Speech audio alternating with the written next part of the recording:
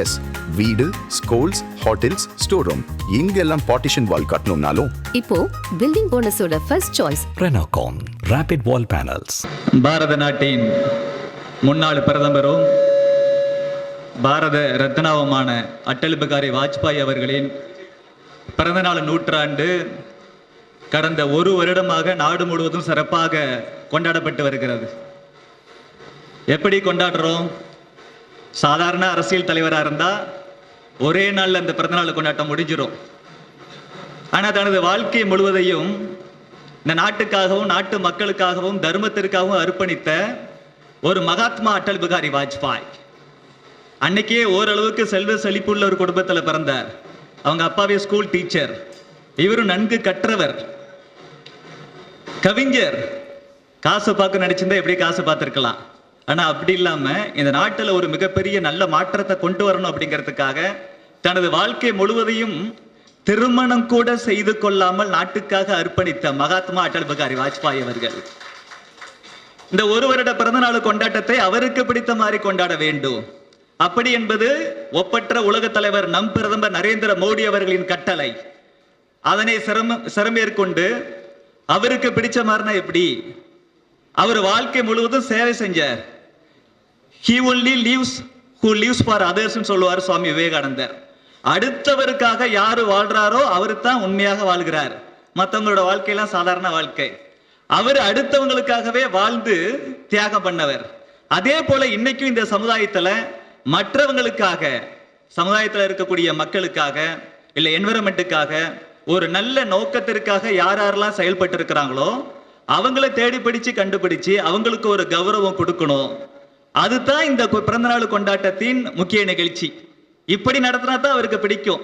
அந்த அடிப்படையில் தான் இந்த நிகழ்ச்சி நடத்துறோம்.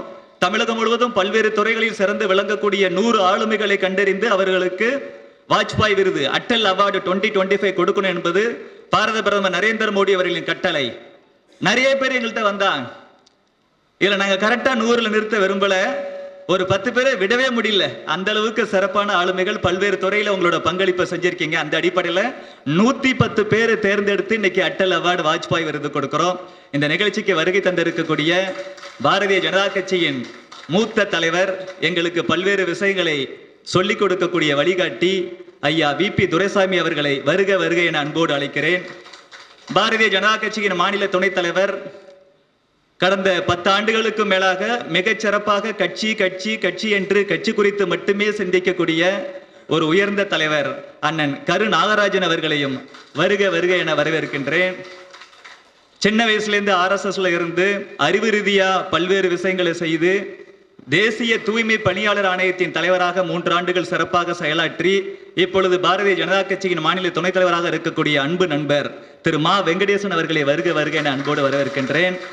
பாரதிய ஜனதா கட்சியின் மத்திய அரசு நலத்திட்ட பிரிவின் மாநில தலைவர் அன்பு அண்ணன் சென்னை ராஜா அவர்களை வருக வருக என வரவேற்கிறேன்.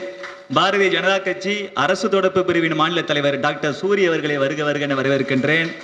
பாரதிய ஜனதா கட்சி மத்திய சென்னை கிழக்கு மாவட்டத்தின் முன்னாள் தலைவரும் தற்போதைய மாநில செயற்குழு உறுப்பினருமான அன்பு அண்ணன் விஜயானந்த் அவர்களை வருக வருக என வரவேற்கிறேன். பாரதிய ஜனதா கட்சி மகளிர் அணியின் மாநில பொதுச் செயலாளர் அன்பு சகோதரி நதியா சீனிவாசன் அவர்களை வருக வருக என வரவேற்கிறேன். OBC அணியில் இருந்து மாநில துணைத் தலைவர் திருமதி சத்யபானு, மாநில பொதுச் செயலாளர் அக்கா மாலா, அதே போல OBC அணியின் நிர்வாகிகள், கட்சியின் மற்ற நிர்வாகிகள் எல்லோருக்கும் மேலாக தமிழகம் முழுவதும் நாங்கள் திடீர்னு தான் சொன்னோம். ஒரு 4-5 நாளைக்கு முன்னாடி தான் சொன்னோம். சில பேருக்கெல்லாம் 3 நாளைக்கு முன்னாடி தான் அந்த தகவல் சொல்லப்பட்டிருக்கோம். ஆனாலும் கூட சிரமங்களை பார்க்காம வாஜ்பாய் பெயரில் வழங்கக்கூடிய விருது என்பது எனது வாழ்நாள் கௌரவம் என்று எண்ணி இந்த நிகழ்ச்சியில் பங்கெடுத்திருக்கக்கூடிய உங்கள் அனைவரையும் வருக வருக என அன்போடு வரவேற்று அமைகிறேன். நன்றி, வணக்கம்.